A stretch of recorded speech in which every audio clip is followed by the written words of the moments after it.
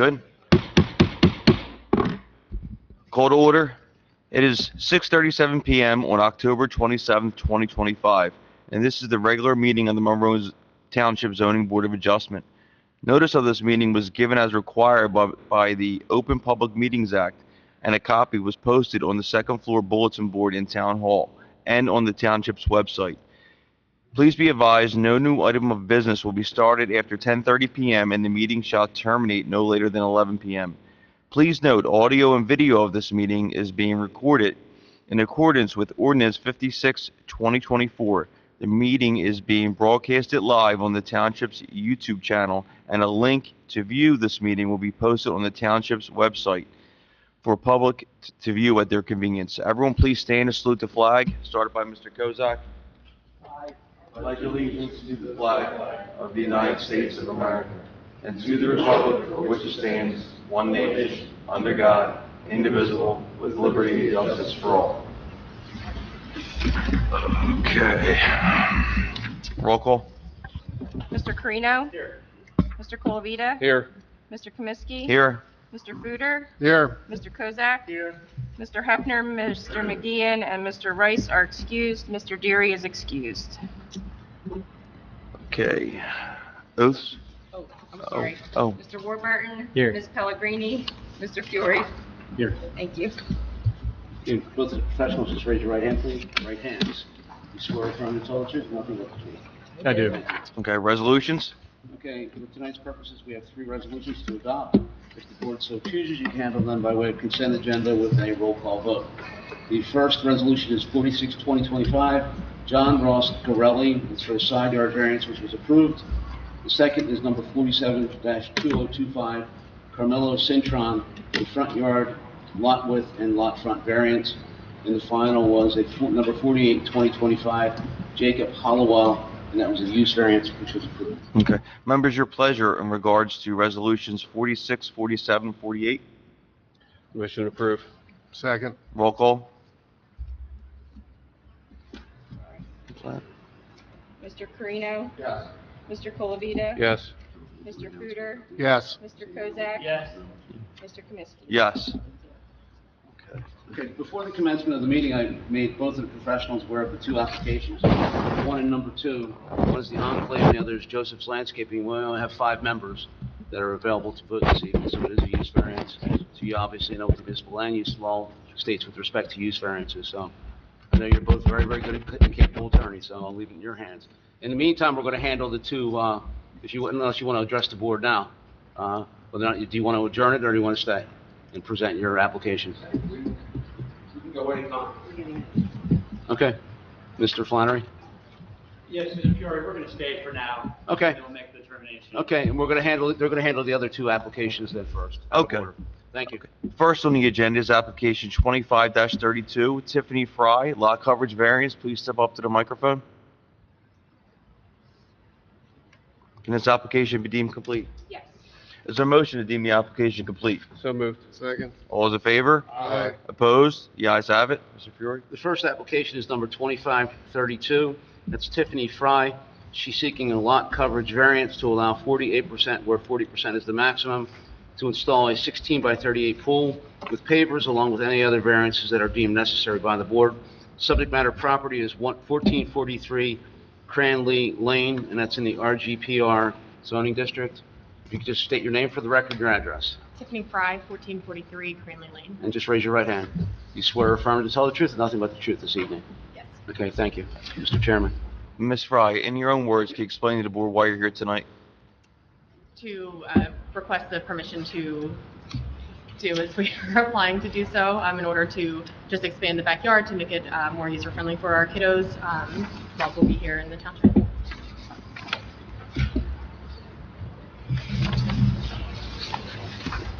Members of the board had a chance to review the application. Any questions for the applicant? Through the chair, is there any drainage problems in your yard now? Do you get flooding, drainage? No, we haven't noticed. We've been here since last summer, so the last year, we haven't noticed anything. And none to your neighbors? Nothing that we've been made aware of, no. Okay. And the lot's rather small there, right? That's why you're having trouble with the lot. Wait, right, yeah, I mean, I guess the house plot and the driveway already take out, whatever proportion of the percentage, correct? That's all question, thank you. Your neighbors in your neighborhood, they have pools also? Next to us do not, across the street does, and had to do a similar process. So when I had to go around and get the signatures, she recalled doing a similar thing. For their lot, they were, I guess, technically putting their pool in the side, what would be considered the side yard. And so she was familiar with the process, so I'm aware that they have an in-ground pool. The neighbors next to us do put up a temporary above-ground pool in the summertime and then take it down. Take it back down. But it's not a permanent structure. Okay, any more questions from members of the board? Mr. Chairman. Oh, go ahead, Go No, Mr. no, you good. Go ahead, Mr. Fruder. How you doing? Hi. So tonight you're seeking a lot coverage variance. Yes. Okay, and you give the dimensions of the pool as 16 by 38. Without undue hardship, could you reduce the size of the pool to meet the zoning requirements? I think it would be more the patio surround. I mean, the reason we chose that pool design was that really more the depth of it, just trying to look for a deeper pool for the kids to swim in. But I think there's probably a way to do it. We would lose a lot of the patio that we were trying to do, like an outdoor grill area and a gazebo, seating coverage. Okay, thank you. Yeah. No further. Mr. Chairman. Mr. Chair, if it is granted, just make sure you don't expand any more than you requested. Yes. Because when they come back later to give you a final, if it is, then you'll have a problem. Because what happens is people say, oh, I can go another 10 feet wider, this way, that way, and then that triggers a whole nother. That was advised to us with we're using evergreen landscaping. And so I believe what our plans were actually 46 and change percent. And so he suggested applying for the 48 for that buffer, just in You case. just don't go. Correct. You understand what I'm saying? I do, Then- yes. Then you'll be forced again and say, why did you do it? Correct. Well, he said he would do it, cheaper. Yeah. and No, that's we would. another problem. Okay, Definitely. thank you. Thank you. Okay, any more questions from members of the board for the applicant? Seeing none, is a motion to open to the public? So moved. Second. All those in favor? Aye. Opposed? The ayes have it. Is there anyone from the public wishing to speak on behalf of application 25-32? Seeing none, is motion to close the public portion? So moved. Second. All those in favor? Aye. Opposed? The ayes have it. Mr. Fury? Just to summarize the application, it's very brief. It's application 2532, Tiffany Fry. She indicated her address for the record. She's seeking a lot variance, coverage. The maximum is 40%. She's seeking 48% to install a pool with other brick pavers. She's provided testimony in support of her application, that being that there are currently no drainage issues in the neighborhood, and it's similarly situated with other homes in the area that have similar type pools and similar backyards. Members of the board, your pleasure in regards to application 25-32? Motion to approve. Second. Roll call? Mr. Kozak? It's a minimal amount of additional lot coverage, yes. Mr. Colavita? It's de minimis, yes. Mr. Carino? Yes, that's Mr. Fruder? Yes, as stated by Mr. Kozak. Mr. Kaminsky? Yes, as stated by Mr. Kozak. Okay, you're approved. Thank you very much. So she'll have to wait till That's the next memorialization? meeting, the memorialization of the resolution, which is the document that gives you your approval. Okay.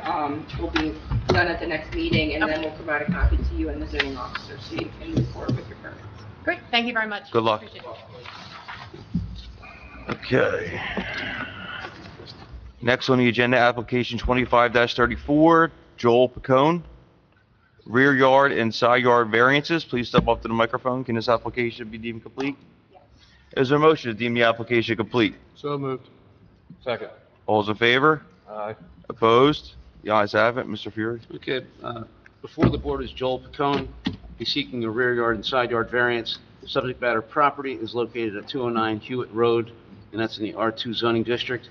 He's seeking a rear yard variance to allow 5.5 feet where 12.5 feet is required, and a side yard variance to allow 5.6 feet where 10 feet is required for an existing 864 square foot detached garage, and also a side yard variance to allow 4.3 feet where 5 feet is required for an already existing shed. Mr. Pacone, just state your name for the record and your address. Joel Pacone, Address? 209 Hewitt Ave. Could you raise your right hand, please? You swear or affirm to tell the truth and nothing but the truth this evening? I do. Thank you. Mr. Chairman. Mr. Pacone, in your own words, can you explain to the board why you're here tonight? So the existing garage and the existing shed are too close to the property lines. So we're trying to do an addition, but before we do that, we need to get a variance.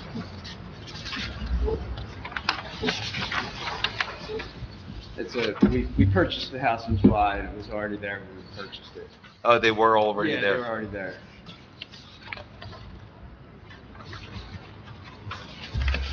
Mr. Chair? Go ahead, Mr. Kozak. Well, the garage obviously would be hard to move, right? But how about the shed? Why wouldn't you be able to move the shed?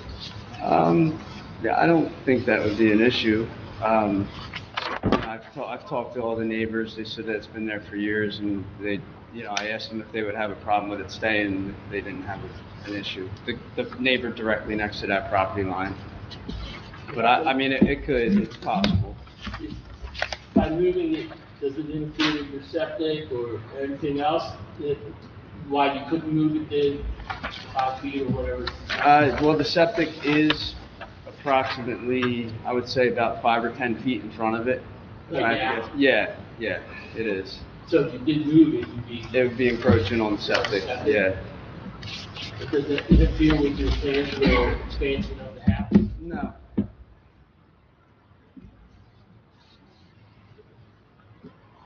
You had to solve it, so that when Yeah, you start being on top of the septic, yeah. that's all. Thank you. Okay. Members of the board have any questions for the applicant?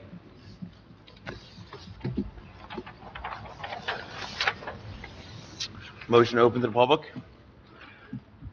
So moved. Second. All's in favor? Aye. Opposed? The ayes have it. Is there anyone from the public wishing to speak on behalf of application 25-34? Seeing none, is motion to close the public portion. So moved. Second. All's in favor? Aye. Opposed? The ayes have it. Mr. Fury? Before the board is application number 2534. Joel Pacone, the owner of the property, testified in support of the 3 variances that are being sought. The 3 variances are a rear yard variance to allow 5.5 feet, where 12.5 feet is required, side yard variance to allow 5.6 feet, where 10 feet is required for the existing shed that he testified about, as well as a side yard variance to allow 4.3 feet, where 5 feet is the requirement. He's provided testimony in support of the reasons that the variances are being sought. Okay. Members, your pleasure in regards to application 25-34. Motion approved. Second. Roll call. Mr. Colavita? It appears they were there for quite some time before the applicant purchased, and even moving the shed would interfere with his septic, yes. Mr. Carino? Yes, that's stated by Mr. Mr. Kozak? Yes, as stated by Mr. Colby. Mr. Fuder? Yes, as stated by Mr. Colavita. Mr. Kaminsky? Yes, as stated by Mr. Colvia. Okay, you're approved. Resolution will be prepared for the next meeting, and we will provide you and the zoning officer with a copy of it. Good luck.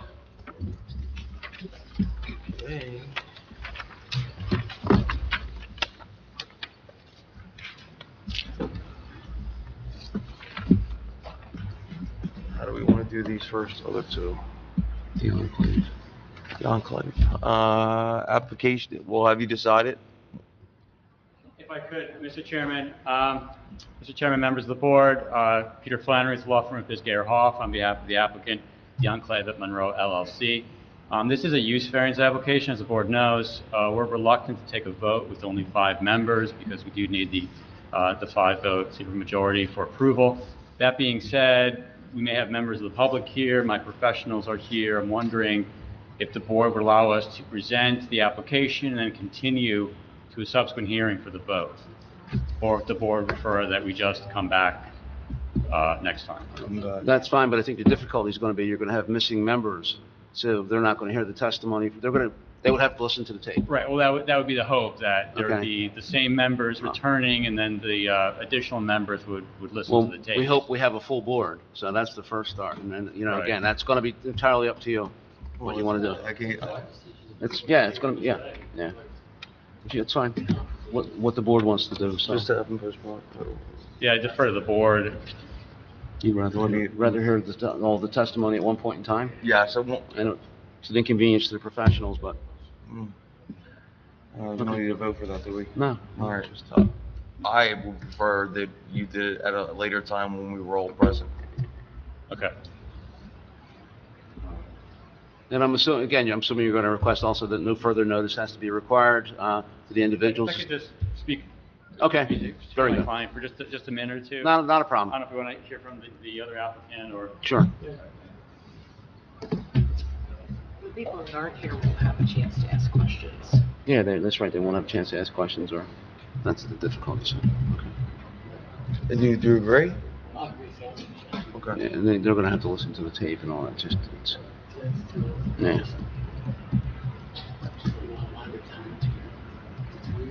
We have to pick a new date, Probably gonna have to, announce it, and then we because have to hope everybody's here. we're gonna get buried in the next meeting, right? Just do it for the next one, right, in 2 No, weeks? no Christmas party. We have 4 on already. Okay.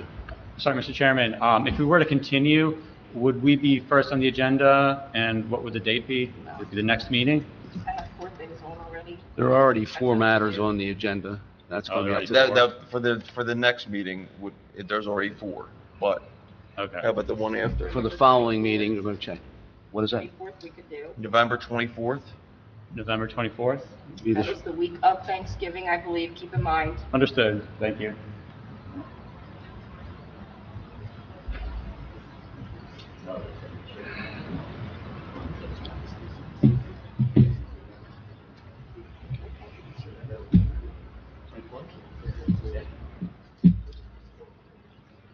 Okay, that would work for us, Mr. Chairman. If we could be continued without further notice, with all time extensions. Being waived, understood. Okay. And we'll we'll make sure that, as your request, that you'll be first on the agenda that night. I appreciate that, Mr. Chairman, thank you. Okay. Thank you, Ms. Gallagher. Have a good night. And no.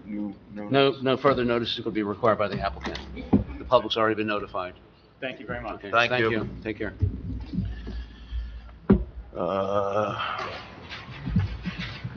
So November 24th? So we make an announcement? Do you want to make an announcement? Tell them, okay, do you What's want the to make announcement? an announcement to the public, whoever's here for the... If anyone's here from the public with respect to the Enclave application, it's going to be postponed until November 24th because of the fact the applicant, a use variance requires 5 members rather than a majority. There's only 5 members present tonight, so they've chosen not to proceed unless there's a full board. And there won't be any further notice. I would probably check, if you're here for that application, maybe check a couple days before to make sure it's still on.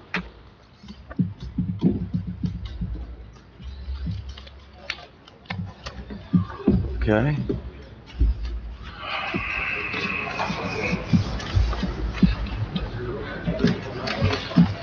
Okay, next on the agenda.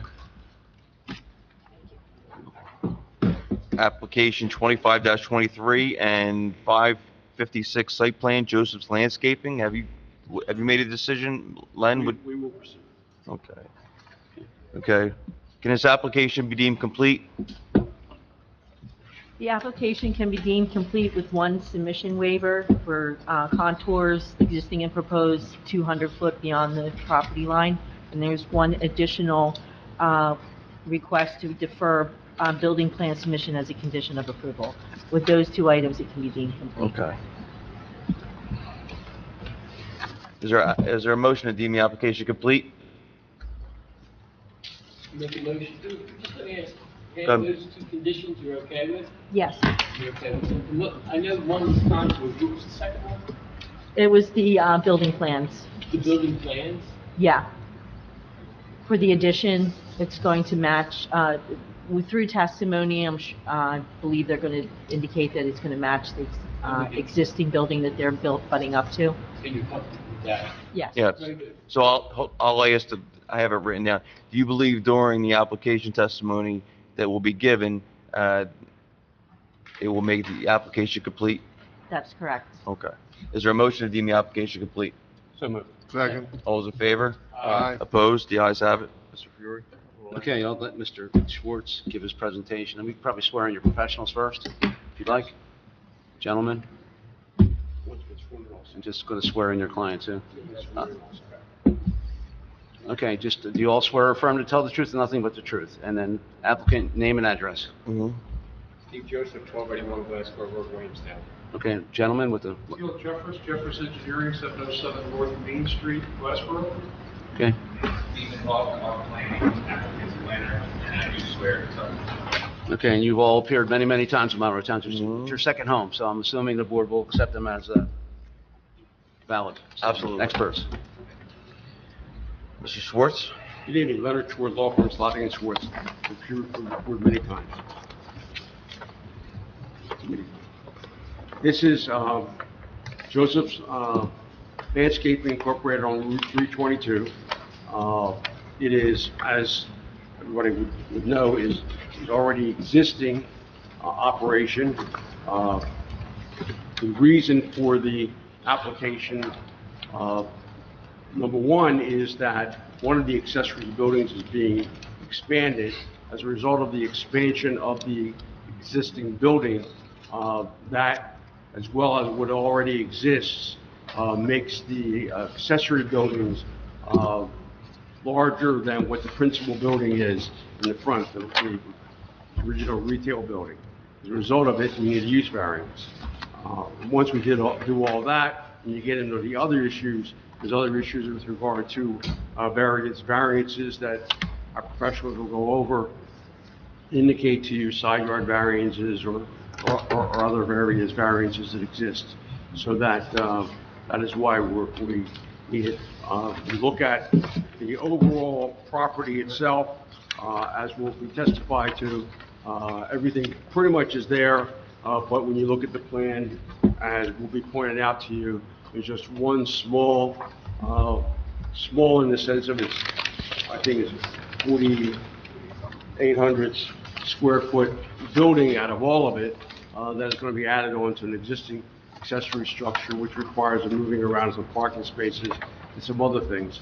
But as a result of all of that, that's really the only addition that's, besides a parking space, that's really involved in this. Other than that,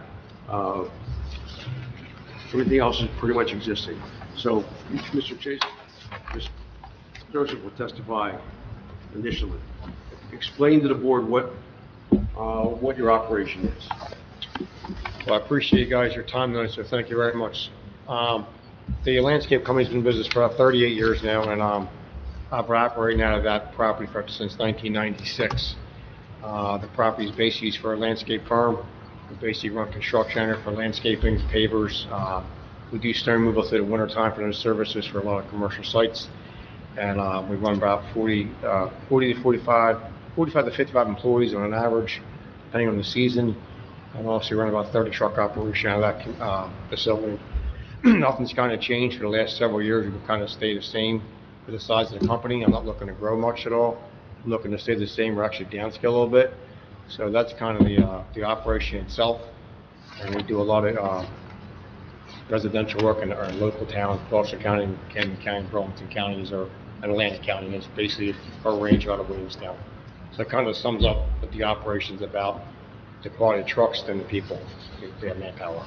The operation on the property itself is from Monday through Friday from about 6 to 6, correct? Yes, sir. And on the weekend? We usually work Saturdays if we have to, depending on the season. And then snow removal operations pretty much on call. If it snows, we have to go out. So it can range anywhere from 7 days a week, depending if we get snow or not, on weekdays or weekends. Just depends. But the operation is basically from 6 to 6 on an average, Monday through Friday. It's basically 6 to about 4 o'clock on Saturdays, depending on the season. Why do we need the new accessory structure? So the reason I came up with this idea of the structure we put in is basically for storage, dry storage. We've had a lot of thievery going on for the last probably 15 years of being there, a lot of break-ins. We have filed several claims in our township. You know, the police have been phenomenal here for our township to help us out. But we're actually like to keep all material actually in there, dry storage for irrigation products to some of the small machinery, rakes, shovels, stuff like that, hand tools.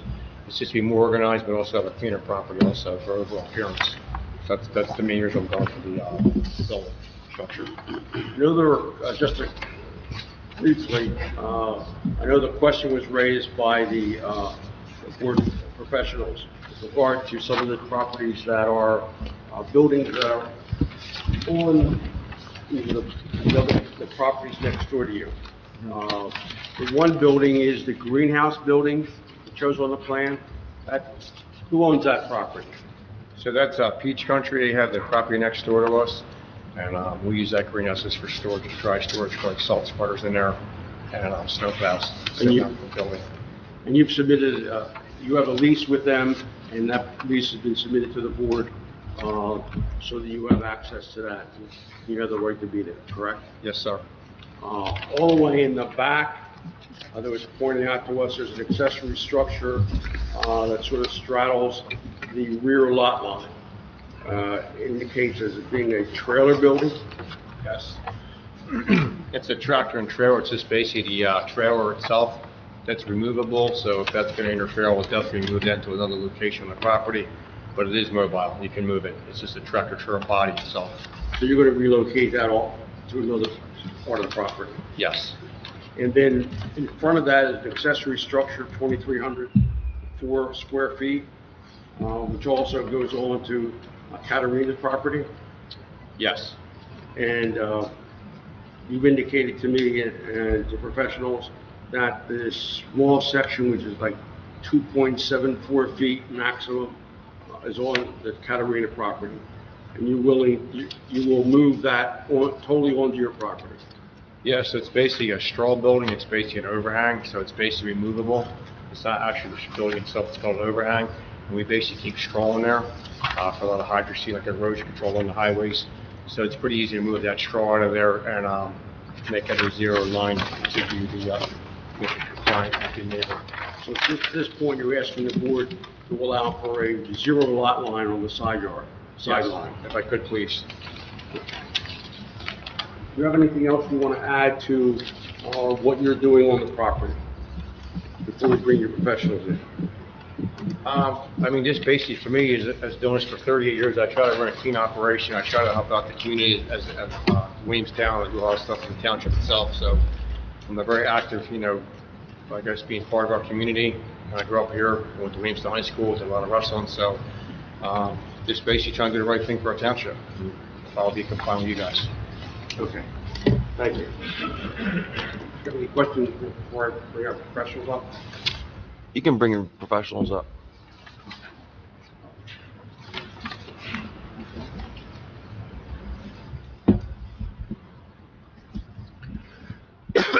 Microphone over there. Sensitive, is that okay? Good evening. Teal Jeffress with Jeffress Engineering Associates. I'd like to take a moment and just orient the board with the site, talk about existing conditions, proposed conditions, then talk a little bit more about the variances and so forth.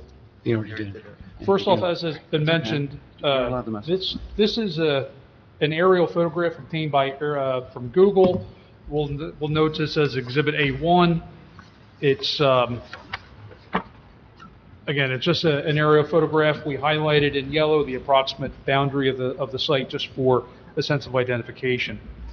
The site is located at 1281 Glassboro Road. It's approximately 4.5 acres in size. Glassboro Road, Route 322, is located here across the top of the page. And for the purpose of the general orientation, let's refer to the top of the sheet as north.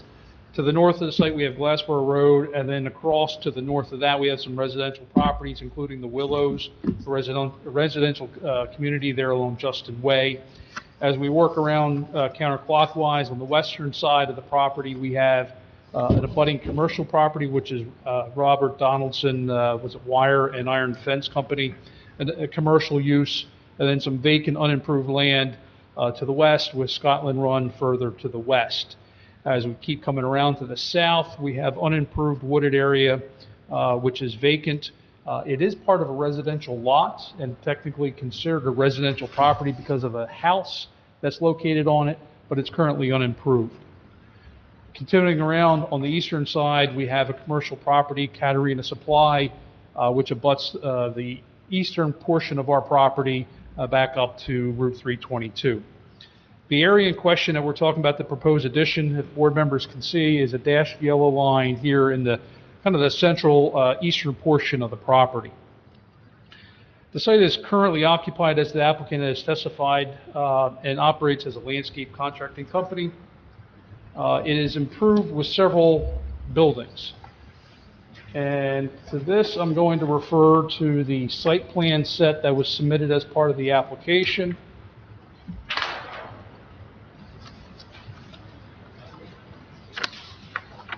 There are several buildings on the property, including a one-story office building, which is located here in the front portion of the site. Let me just step back. This orientation on the plan, Route 322 is on the right-hand side, so north is technically to the right.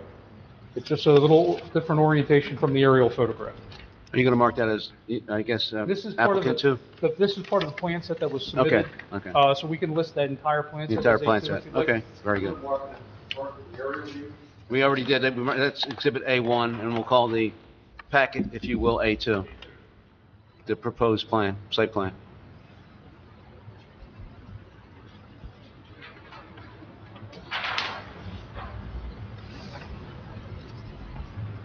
We're starting to say it has an existing one-story office building in the northern portion of the property along Route 322.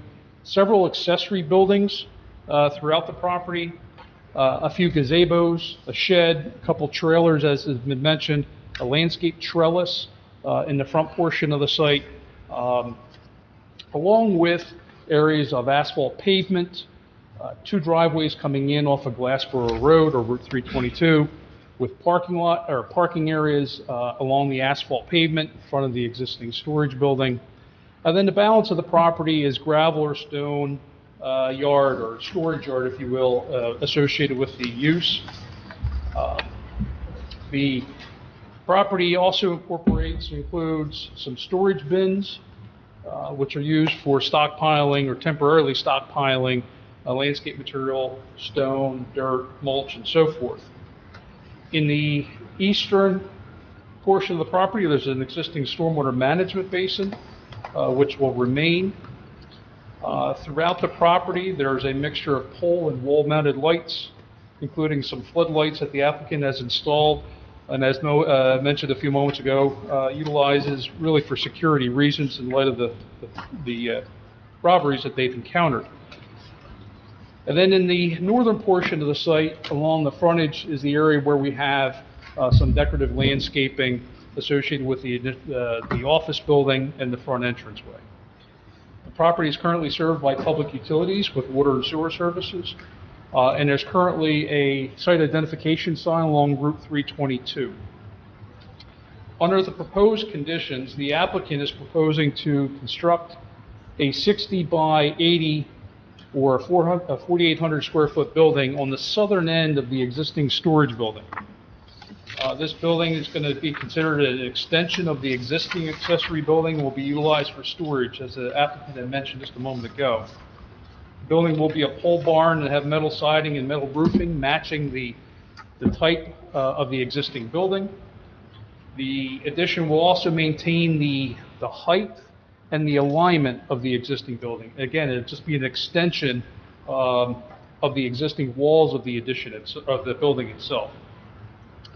To accommodate the addition, the existing storage bins in the area of the addition will be removed. A few of them will be repositioned near the corner of the building, but the balance of them will be removed. There will be some minor pavement modifications, which is shown here in a shading where the asphalt pavement will be readjusted and the pavement will extend up to the doors of the addition. And then there are a few parking spaces in front of the existing building that will be restriped. With respect to parking, the zoning ordinance requires one stall for 1,500 square feet of building plus one stall for each business vehicle at the site. Under existing conditions, a total of 52 parking spaces are required. And under proposed conditions, a total of 55 are required. Currently, there's approximately 60 parking spaces as identified through not only areas that are currently striped on the asphalt, but areas where parking is available throughout the yard. The existing utilities are proposed to remain. There is no new utilities or new connections. From a drainage perspective, the proposed minor modifications are not considered a major development under the New Jersey DEP stormwater regulations, and stormwater management measures are not required or warranted. No modifications to the existing basin are proposed, and existing drainage characteristics will be maintained. With respect to lighting,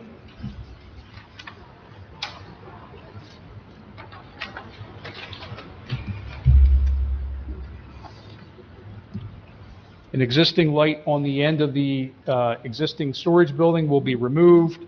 The storage addition will go to the end of that, and then there are 3 wall-mounted lights that are proposed around the addition itself. Other than that one existing wall light, the balance of the site lights are proposed to remain. And as mentioned a moment ago, the board engineer had recommended consideration of replacing some of the floodlights at the property with a downlight, but as the applicant has mentioned, they would like to keep those lights. They've been there for several years. They serve a purpose of for security, because they've had, especially in light of several of the robberies that they've had, and also help with the security cameras that they have at the site. So that was something that I just wanted to point out, that the applicant would like to keep the floodlights that are existing.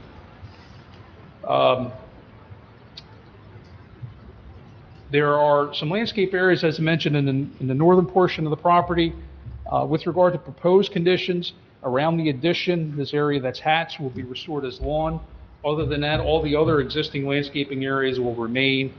Signage, there's no new signage or modifications to the sign proposed. That will all remain as well. With regard to variances, I'd like just to summarize the variances associated with the application. First, there was a discussion about the use. A use variance is required. The existing use is considered a permitted conditional use. However, a condition pertaining to the combined areas of the accessory buildings is not met. Under section 175-89, the combined area of accessory structures shall not exceed the principal building area. In this case, we have an existing principal building, which we've identified as the small office in the front of the building, or I'm sorry, in front of the site, which is approximately 1,081 square feet. And existing accessory building areas of approximately 16,393 square feet. That's the cumulative total of all the existing accessory buildings, including the sheds and so forth. This is an existing non-conforming condition. Under proposed conditions, the area of the accessory buildings is proposed to increase by 4,800 square feet, which is just the addition itself, to 21,193 square feet, for which a use variance is being required.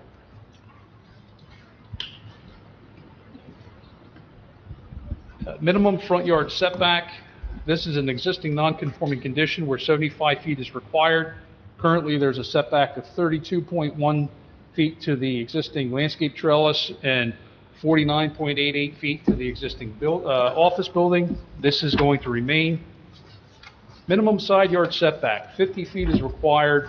Currently, there's a 0-foot setback here at the storage building and a 20.8-foot setback here at the existing storage building where the addition is proposed. Under the proposed condition, this building expansion will have a side yard setback of 16.2 feet, for which a side yard setback variance is required. Now, why is that required? What's interesting is this existing accessory building is constructed, but it's not parallel to the property line.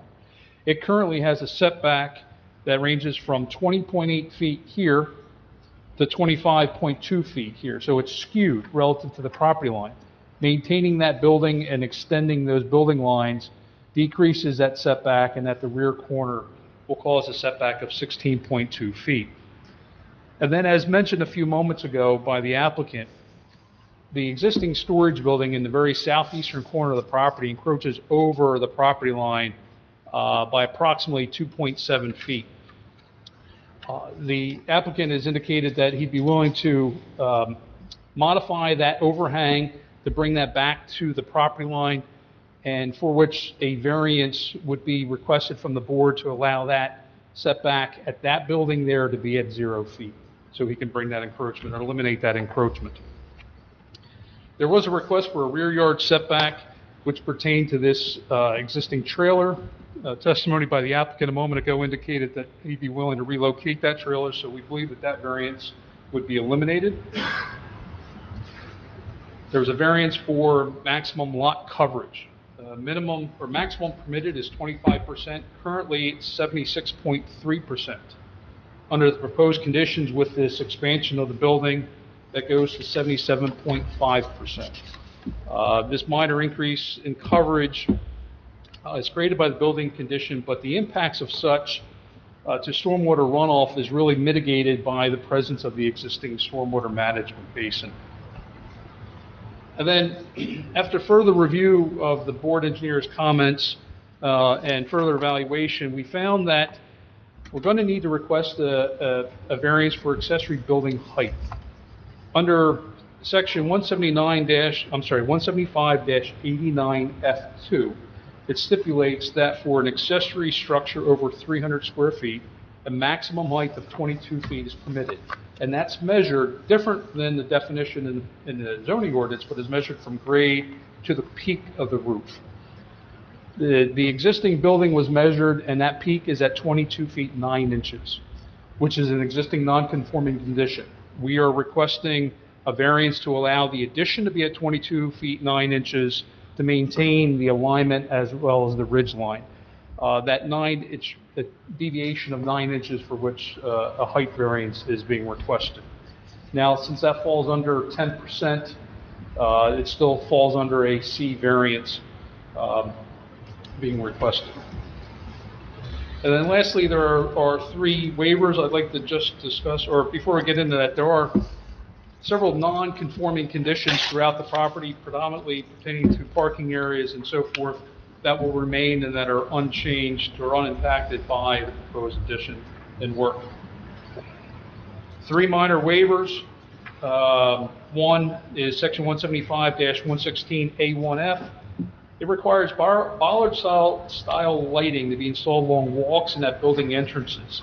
Waiver is requested from the use of bollard-style lights at the entrances, given the lighting that's already at the site, the nature of the site, and the fact that this facility is not a retail operation with customers coming and going, or even open to the general public. Second waiver is with regard to sidewalks along the frontage of the site. Section 175-133A requires sidewalks to be extended along the frontage of the site where pedestrian traffic is expected. There's no sidewalk there now or on adjacent lots. This is an existing non-conforming condition as will remain and not be impacted by the addition, and a waiver is requested.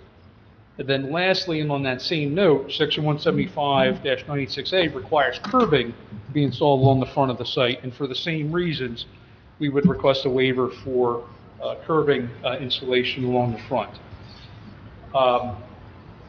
Unless there's any questions for me, I'd like to turn it over to Mr. Hawk, our professional planner, to provide some additional planning testimony. 1 second.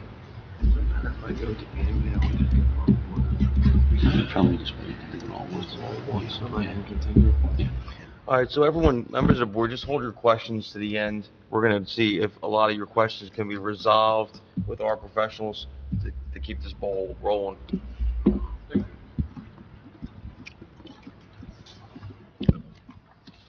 Okay, I'm here to give the planning testimony for what are some de minimis and some smaller C variances, and then also, of course, there's the D2 variance that's been called out in the report because of the expansion of the non-conforming aspect of the accessory structures being larger than the principal.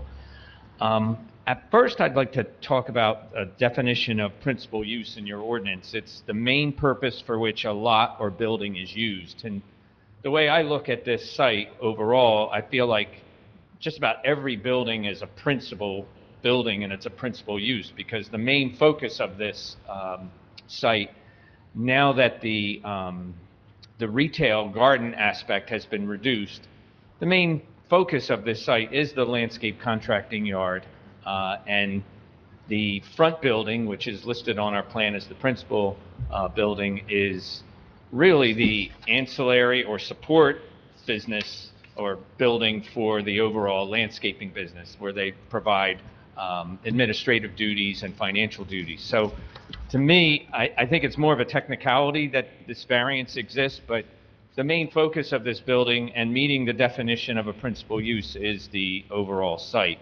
And the amount of accessory structure square footage has gone up by about 28% by adding this 4,800 square foot building, 16,393 up to 21,193. So it's not a big increase, and it takes on, I think, a really great purpose for this site. It gives it more organization, and it creates a more desirable visual environment. There's a lot of small pieces of equipment, the weed whackers, push mowers, various other tools that will now be able to get indoors.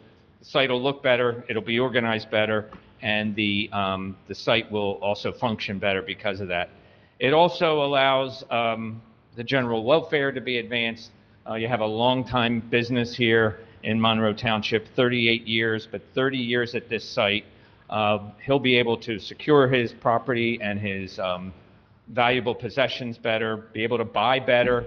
Mr. Joseph said that he's going to buy some more of the expensive various items he needs for his business and be able to store them indoors and have them under security, and then that'll lead to a better business function as well. The D2 variance that's called out, that's an expansion of a non-conforming use. That is dictated by the Burbridge case. It's interesting that the Burbridge case was one in which there was a auto wrecking yard in a residential zone. And when they approved it, they made improvements visually to the site, and they made the site function better. And because of that, the court deemed that the approval in Burbridge was appropriate. And I think that's happening here to some extent, in that there are improvements both visually and operationally that are going to occur because of this expansion to the that building. With regards to the actual variances themselves, the C variances, I'll just give some brief testimony on them. The very first one that's called out is for the front yard setback. And that's really just in one position. There's a canopy that extends out. It's not the entire building, and it's not a big width. It's a small canopy that's already there and existing, and its non-conformance is minimal compared to the overall site. The other one is the side setback, and that's the side setback of this addition, this expansion to this accessory building. You heard from Mr. Jeffers that there's a non-parallel nature to this building as it orients to the side yard. So even though it's 16.29 feet at the corner, which is right at this spot right here, it has more of a setback and more towards that requirement as you go further towards the north. The setback of the existing building and the setback of the addition is better. It's minimal in nature relative to the overall length of the side yard. You're next to Katerina Supply, and that small intrusion right in here, given this overall depth, is also, I feel, of a de minimis nature and won't impact the neighborhood or the zone, or especially the adjacent property. The other variance that was called out was to eliminate the trailer. That's a variance right now that's encroaching and doesn't have a proper setback, and that will be eliminated along the rear yard. So that's also an improvement to the situation. Another side yard variance that was requested is for that overhang. And that overhang, I went back there and got to take a look at it. It's really serving quite an important purpose for the business operation. It is overhanging the property, so it's encroaching. So that will be eliminated and brought to 0 feet. It's a key dimension to keep it at the width where it's right on the property line, because it stores hay bales, and the width of the hay bales will fit underneath the addition as it's being reduced perfectly. If not, there's only going to be able to have a single row of hay bales. So the efficiency of that overhang will be maintained, even though we're making it smaller. If it has to meet more of a setback, it's going to really reduce the storage of the hay bales in that area. So that's going to really help us out, but it'll also eliminate the encroachment. There's a very slight increase to the impervious coverage going up. Also, I feel de minimis given the overall site and the impact. And then you heard about the introduction of the 22-foot, 9-inch building height, only 9 inches over. The building's already, that's there now, already has that height. So that to extend that building at 9 inches higher than what's permitted will be not be noticeable to the general public or the adjacent sites. Whenever you have variances, you have to talk about the negative criteria. Prong 1 being no substantial detriment to the public good. Is this out of character with the neighborhood? This is a very interior location of this site, and so it won't be noticed from the road that setback is not met and that expansion is there. Also, it's a permitted use in the BP zone, but it's also flanked by 2 industrial type uses, Caterina Supply and then the industrial site that's to the west. So I don't think it'll have a substantial detriment to the public good at all. And then no substantial impairment to the zone plan and zoning ordinance. This is a permitted use. The only thing that's not permitted is the fact that the accessory square footage is in excess of the principal, but it is a permitted use and it won't have substantial impairment of the zone plan and zoning ordinance with this small addition compared to the overall property. So for all of those reasons, I think that the relief can be granted and that the application can move forward.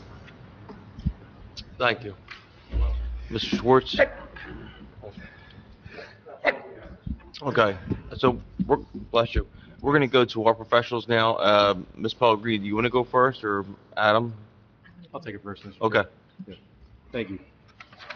So as we heard tonight, minor site plan approval to construct a 4,800 square foot addition to the existing accessory building that's on site, amongst the other accessory buildings. There's a use variance approval with this for the addition within the BP Business Park District. As we heard, the main focus, there's conditions that are attached to these light industrial uses, but the main focus is going to be the D2 variance, which is in accordance with 175-89. Basically says that the principal structure on site, the accessories can't outweigh the principal structure. In going to that, the accessory buildings already outweigh the principal structure on site. They're now adding on to the accessory buildings. They're increasing the square footage, which is the reason for the D2 variance. D2 variances basically say pre-existing non-conforming structures being exacerbated need a D2 variance. So again, that's why we're here tonight. Just going through the conditions attached to the use, I would just like to get these on the record. If I could just get some responses, Lynn, back and forth just as we go through these, just to make sure we have compliance. In accordance with 175-163C1, light industrial uses where permitted shall comply with the following standards. No noxious, offensive, or hazardous use shall be permitted on site unless adequate provision is made. To reduce and minimize objectionable elements, the use shall be required to meet or exceed all governmental standards governing said elements. Site complies with that? Sure. You have no problem with that, right? I don't know. Comply with that standard? Yes, sir. Very good. Going down to B, should the proposed use raise questions of public health, safety, welfare, the board may bring in consultants and other independent experts as the board deems necessary for their evaluation and opinion. The cost of any independent consultant or expert shall be borne by the applicant from the escrow fees posted. I don't believe this raises any public health, safety, or welfare concerns. Do you? Okay. So I believe B has been met as well. Make sure you speak up so it gets on the record. Okay. No. Under C, no building may be erected, altered, or used, and no premises may be used in or within 100 feet of a residential district where the use may involve noxious or offensive odors, dust, vibrations, illuminations, or noise, or which may be a public nuisance. I believe I saw from the plan, and I would just like this confirmed, that the building is approximately 363 feet, so I can read that, 0.59, 363.59. Taylor, you can confirm that. Is that 383? My eyes are bad, thank you. Form that residential zoning district, so I believe C would be met, in my opinion. Do you also agree? Yes. Under D, no occupancy permit shall be granted to a proposed new use without first conforming to the requirements for site plan approval. This going back to the expansion of the accessory building. If the board sees fit, we're going through the site plan right now, so I believe this is also a condition that has been met. Again, it's in our code. You would agree that this condition is met? Yes. Thank you. No building erected for manufacturing purposes shall be located within 100 feet of an existing residence. I don't believe there's any existing residences within 100 feet, correct? No. Thank you. So that takes care of the conditions that are underneath of that section for a light industrial use. I believe they've all been met.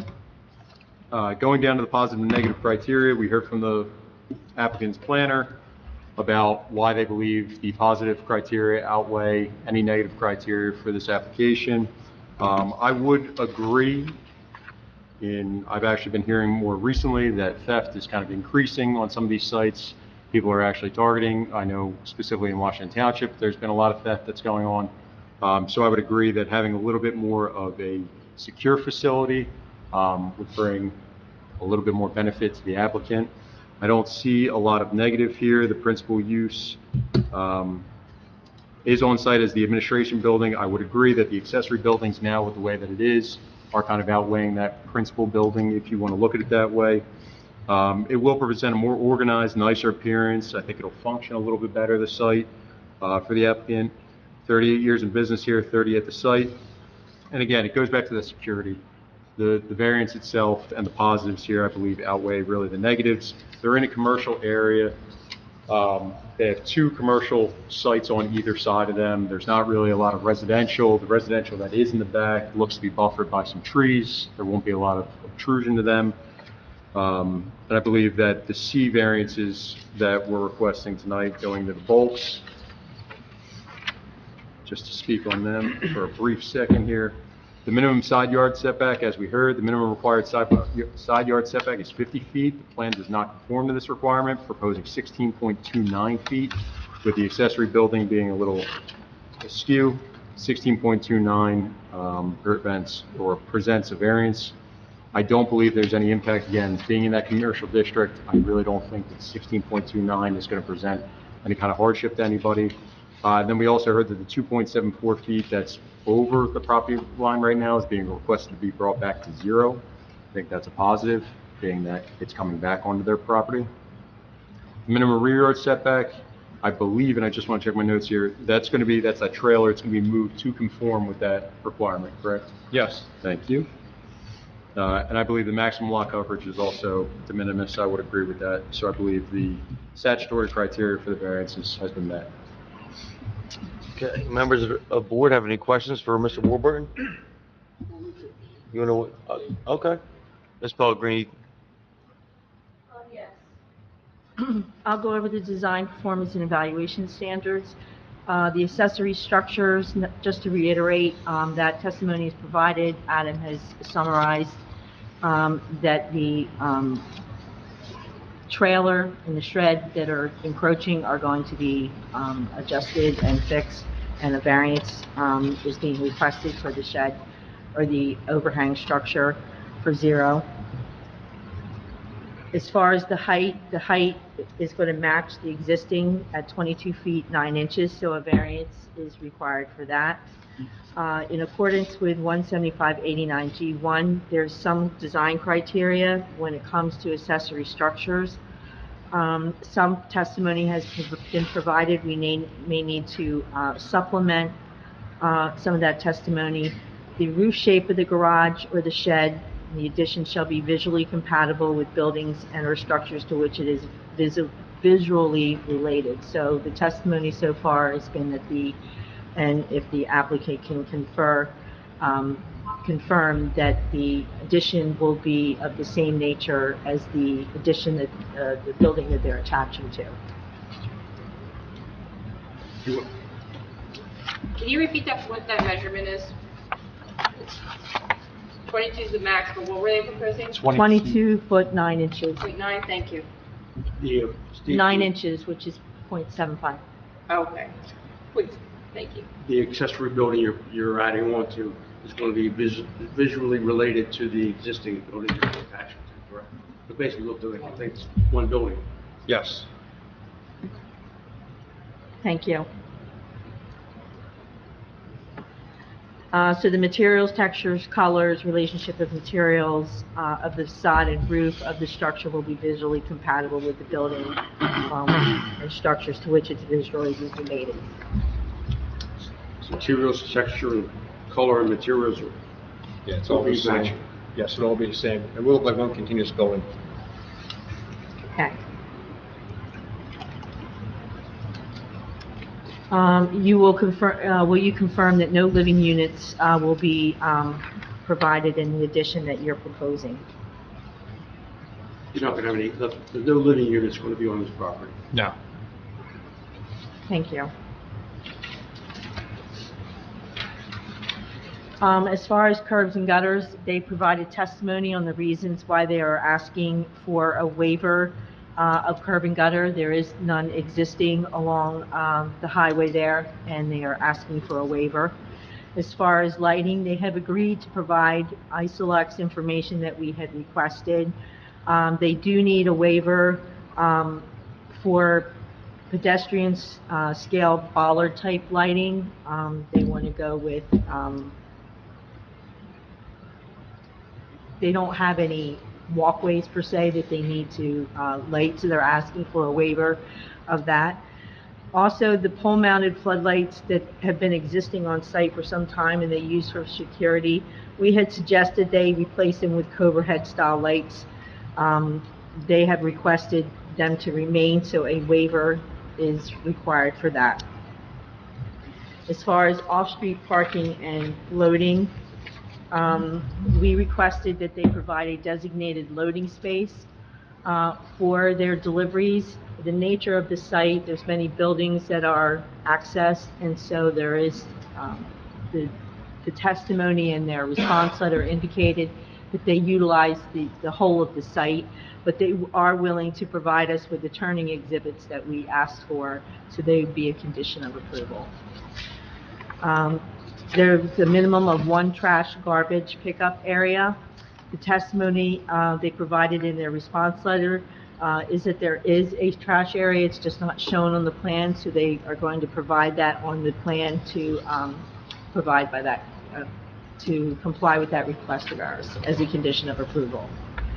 As far as sidewalks, again, along with no curb, there's no sidewalks along Route 322, so they're asking for a waiver of that as well. Stormwater management was addressed. They do not need major development, so we have no further comments or issues regarding stormwater management. As far as the general comments, they've agreed to provide all of the general comments we listed there,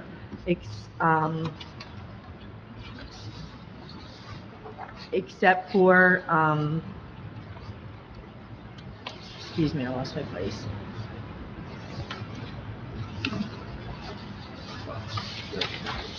The architecturals will be provided as a condition of approval, as we discussed earlier in the plan. And they wanted to, we had asked for bollards be set behind the parking stalls that are nearest the pond. They're asking to provide concrete bumper blocks in lieu of bollards, which we have no objection to. And they'll be provided on a perfected plan. And they agreed to, they acknowledge all fees, contributions, and obligations. Mm-hmm. That concludes my report. Thank you. Mr. Kozak. This building that's going to have zero, it's not really a building, is it? It's just a roof? It's an overhang shed. It's an No open wall. overhang shed. That's my understanding. Right? The applicant, there's no walls on that? So you talking the overhang in the back where the straw's being held? Right. Yes, it's basically, it's called a lean-to, has a roof, it has It's an opening in the front, but there is a wall on the one side and a wall on the back. Because the existing building has a wall already in it, but basically a pole barn area there has been existed since the day I bought the property. I just basically it's called a lean-to. It's basically a roof that comes off of that, there's a wall comes straight down, and a back wall. So they're gonna basically just move that back to the structure. The problem I have with that is if they have to do any maintenance, we're giving them permission to walk on the neighbor's property. If they're bringing it back to, well, right now it overlaps the neighbor's property. It's actually on their property right now. We're trying to correct this problem. Correct, absolutely. I mean, if he pulls it, do you have the ability to pull it back even further than that? That way you do have room to get around it? Because my concerns are, let's say you have to do repairs on the back. If there wasn't a wall there, if it was just the poles, then you wouldn't have no reason to go back there. But if we give him 0, and he has to go back and do it, to fix the wall or something from the outside, they'll be trespassing. Well, it sounds like you can walk around and, because it's only two-sided, right? So The basically back you walk wall around. is 0, correct? Well, the good thing is I buy a lot of material from Catamount. We're pretty good neighbors. I but understand get that. everybody's friends until we're not. But I get that. If they sold, I totally respect that. So Yeah. you can accessible the entire perimeter of that building because there's a little berm that goes there with a bunch of trees and vegetation. So if I move it to 0, I can still maintain that, even though I'd be on the, like you said, maybe a foot or two to actually do anything, but it's all metal. So it's. You understand what I'm Well, saying? yeah, what Mr. Kozak is getting at is basically you would have to go on their property to get around that building and be able to maintain that building. It's basically what he's saying. So is that, or can you enter from one side and stay inside your property line and do maintenance on the building? So if this is the edge of the building, right, and my property line's right here, I can basically walk right around it to access this wall. Can you stay on your property the entire time? Pretty much, yes. But then it's not 0. Then it's not 0. Well, I guess if his setback, I so, don't care if it's 1 foot, it at least gives them something, because I know Well, what that- you're saying, the- and it might not the ever come overhangs up, but is we're 0, giving right? them 0. right, but that's, Make it 1 foot, that's fine. That's why I just want us to give you permission to say, well, they said it's 0, and how am I gonna fix the back of my building without walking? And I understand your friends and everything, they're not friends. absolutely. The other thing, In agreement. Adam, it's at 25% coverage, they're at 76. Any drainage problems? We're giving them, and I know it's minimal now, we're giving them now, but they already went this. Right, absolutely. Yeah, I mean, the increase kind of creeping over time, but they do have a basin, you have a basin on site right now, I The believe, basin's correct? up front, right? From the side yard. So, It's in the side, if it behind, leans back, the property goes back. right, absolutely, so the back corner, From the 322 back, yeah, where is it? right, it does go back. Trying But to, I'm not just talking about that, just that we're good with drainage. it does, yeah, absolutely. All the drainage seems to run down to that basin, so I don't believe anything's going off site. I'm not worried about this 1 foot, we're giving them more, and then here they already have a problem, but you feel that everything's good. Absolutely. Good that way. Yeah. Drainage. We have, like, explain. To your question, if the basin is located here, this portion of the property where the addition occurs is draining back to that basin, this area is draining down to that basin. So any of those improvements will be draining right to that existing basin. Right. Okay, I just wanted to hear from that. Absolutely. Right. That's what questions I have. Okay, members of the board have any questions for our professionals? Yeah, I just want to ask Pam, under number 9, the general comments. Said something about relocating, and it looks like on the plan, there's concrete storage bins on the other property. They're going to be removing, they're not proposing to relocate. Okay. Mr. Chairman. Is that it, Dominic? Yeah. Mr. Fruder? Go ahead. I hate to keep going back to this, but I'm going to have to. But I'd like to discuss that lean-to a little bit more. Now, on which side, where's the open side and where's the closed side? In other words, is the closed rear of the lean-to against the property line? Or is it the other way around? How do you, like you're saying you can walk in, right? How are you going to put hay bales in there? So you have a regular, the building exists, there already there. So the lean-to comes off this way, there's a back wall to it, and there's a side wall. So this entire side wall is actually on the neighbor's property. we move this side wall in, we'll be compliant with what we're asking to do. The back wall is not an issue at all, because we're basically bringing everything in. The back wall's gonna be 3 feet in, so is the entire side wall. So let me rephrase that. My question is that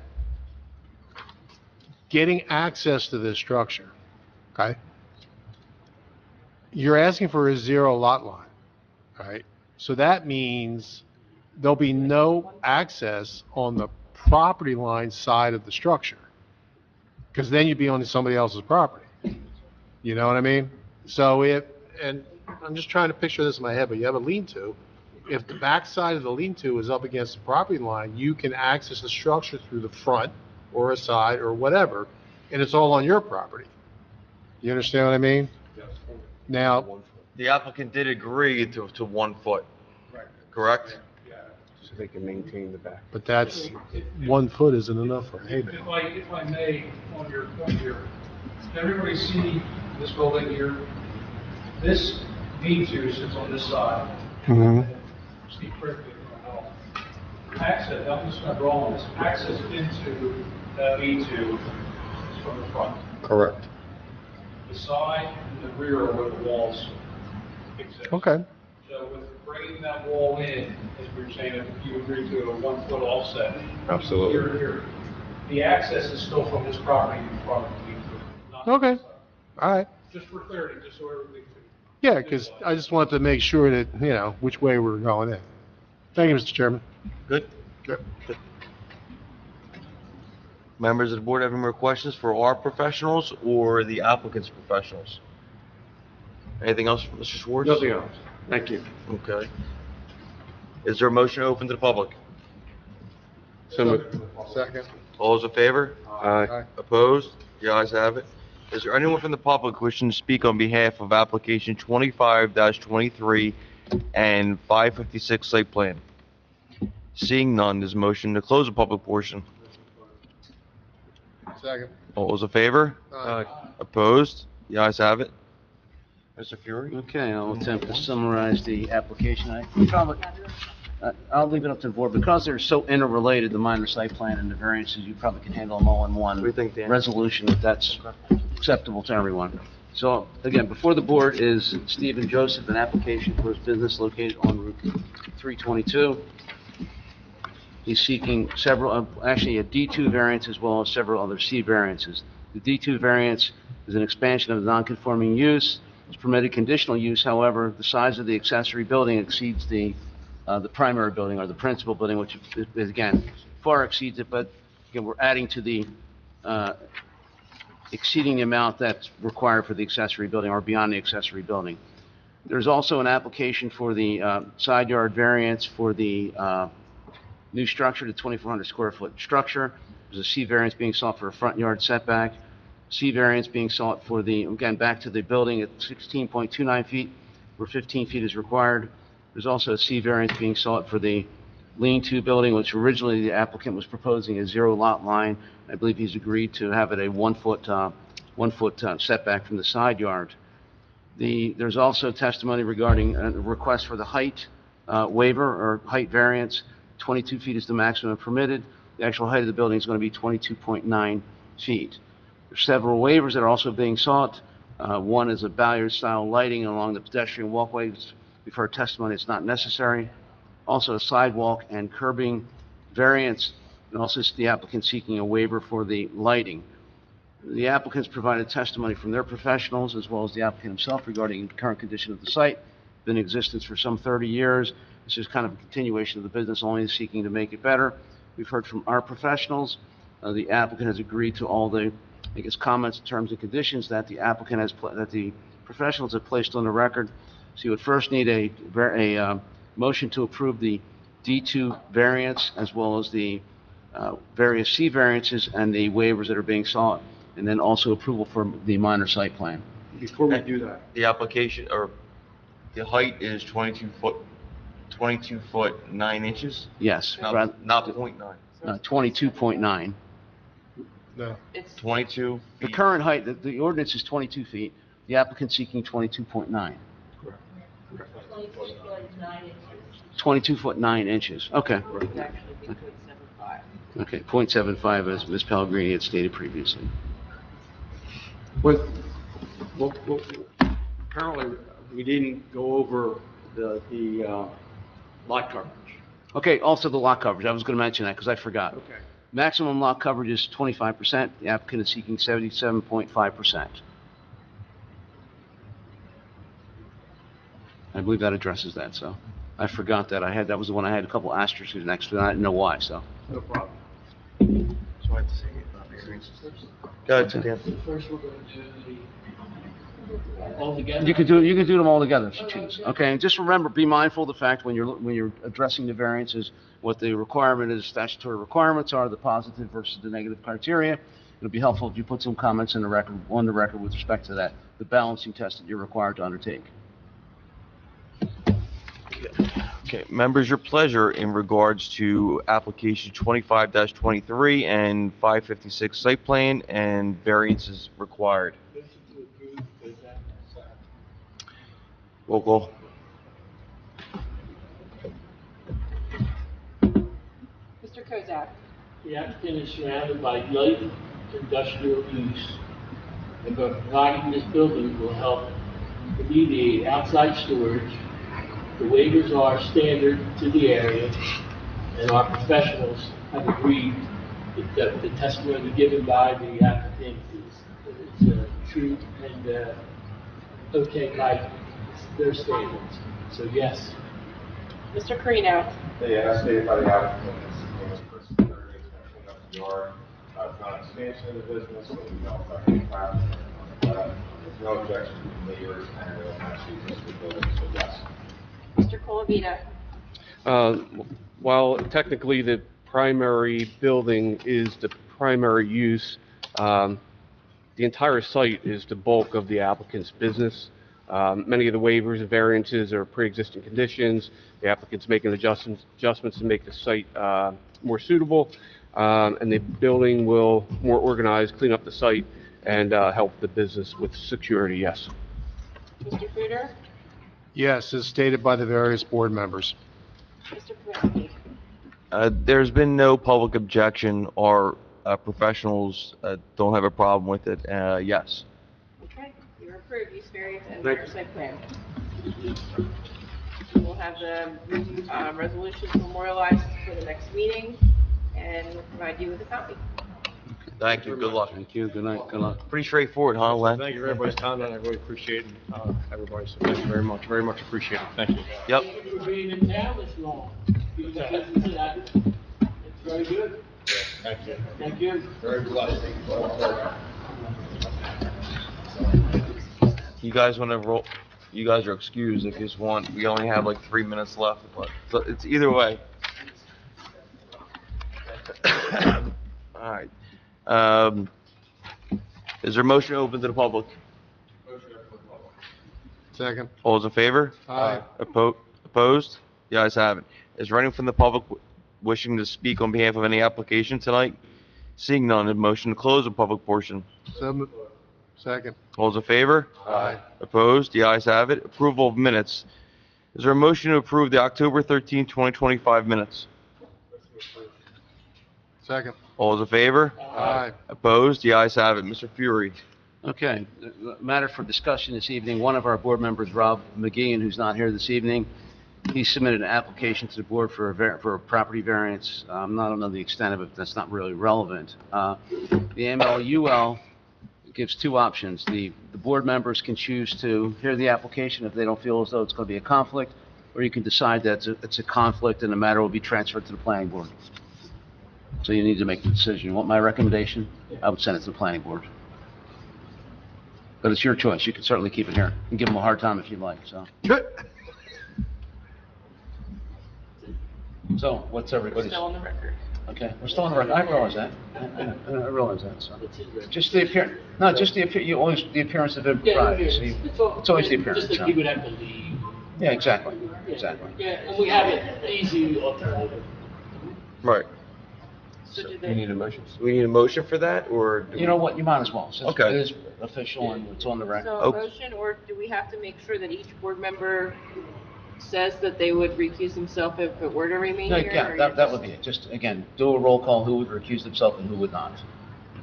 We only have 5 members. And in this So I way, know about okay, the if we recuse ourselves, it would just go automatically to the planning board? Yes, yes. Okay. This never happened, so. Okay, in regards to zoning board member Rob McGee submitting an application for the board, is there a motion? We'd just like to hear from each individual Oh, member, each- whether or not they would recuse themselves or not. All right. Which members of the board would recuse themselves? Mr. Carino. Yes. Mr. Colavito. Yes. Mr. Fuder. Yes. Mr. Kozak. Yes. Mr. Kaminsky. Yes. Okay, that being said, all the board members tonight will recuse themselves. We would refer the No matter application to the planning board. Correct. Thank you. Okay, we'll do that. Reports? None. Motion to adjourn? Oh. Nope. No, okay, no, go ahead. Motion to adjourn? So moved. Second. All's in favor? Aye. Opposed? The ayes have it. Thank you. Good night. All right, take care. That one recusal?